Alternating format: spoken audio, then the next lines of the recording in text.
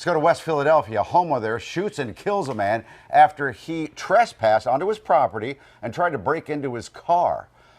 Steve Keeley, again, just about everybody we know has a gun.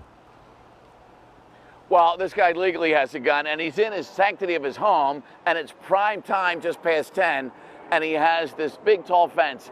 And, Mike, he did break into his car. Look at the car. There's a big red brick through the driver's side window. So this guy scales or breaks into the privacy security fence that's about 6-7 feet tall, and then tosses a red brick through the guy's car. And you know, with that fence, you can't even see this car. And the homeowner's coming out going, what's going on? He's got surveillance video. He's got everything you could possibly do to keep your house secure. He's got motion detector lights.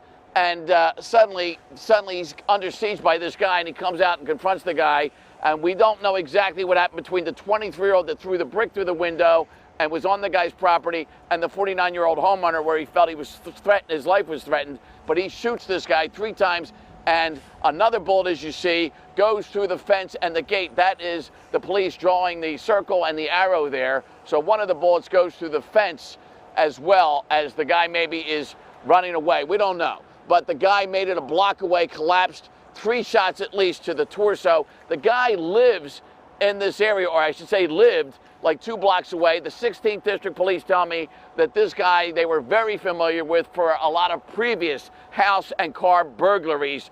And so last night, or after 10, moments after 10, they get a 911 call for a man trespassing with a mask. Then they get another 911 call, man with a mask breaking into a car. Then the 911 calls come in for the shooting. And we talked to Raul, a neighbor of the man, 49 years old, who's here at headquarters right now, fully cooperating with police, we're told. And he says this guy just got this car, and he parked it outside his fence briefly. And on the same night, somebody broke into this car and Raul's car just 4 months ago.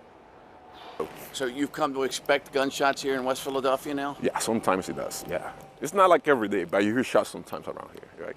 It's not like, you know, super bad, but you hear, like, time to time you hear shots. And when you heard the shots last night, right after 10 o'clock, you didn't think much of it?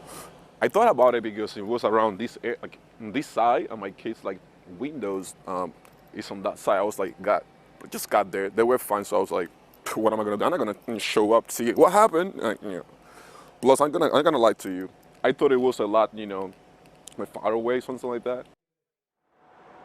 So Raul's got his kids, he's worried about them, so he didn't run outside when he heard the gunshots, and he heard them. He thought they were further away, and you also heard him say, it's like a regular sound, sadly, at 44th and Fairmount. And as I was walking in that neighborhood with the cops, it's right near Martha Washington School, which I also heard an alarm going off when I walked a couple of blocks around there. But I noticed Philadelphia real-time crime cameras on 2 consecutive corners at 44th and Fairmount and 44th and the next cross street. So that tells you that that is a scene of a lot of crimes, and as Raul told us, also the sound of a lot of gunfire. He goes, hey, this is West Philadelphia. You come to expect it. And I thought that was the saddest thing of all, in addition to hearing that his car had gotten broken into before, and he also has one of those tall fences. So this poor guy, 49 years old, doing all he can to keep his car safe and his family safe and his home safe, and somebody scales the tall fence and then still decides to break into that car despite all the other cars that are on the street.